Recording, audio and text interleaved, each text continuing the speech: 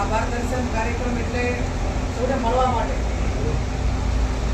આમ તો ગઈકાલે નરેશ્વરી માતાના દર્શન કરવા ગઈ હતી આજે ભગવાનના દર્શન કરીએ નરેશ્વરી માતાના કાર્યક્રમો આવી શકે કે 5-25 જણાને મળીએ.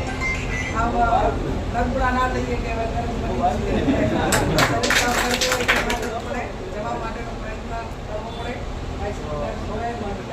ભાઈ આમાભાઈ બનાભાઈ પ્રવીણભાઈ રસીભાઈ આપણા પ્રવીણભાઈ આપ સૌ વરિષ્ઠ આગેવાનો ભાઈઓ અને યુવકભાઈઓ સૌ પ્રથમ તો તમારો ખૂબ ખૂબ હૃદયપૂર્વક આભાર માનું છું. આ ચૂંટણી એક શાંતિમય વાતાવરણમાં વિના વિઘ્ને માં નરેશ્વરી અને ભેણી દર્દી કૃપાથી વિના વિઘ્ને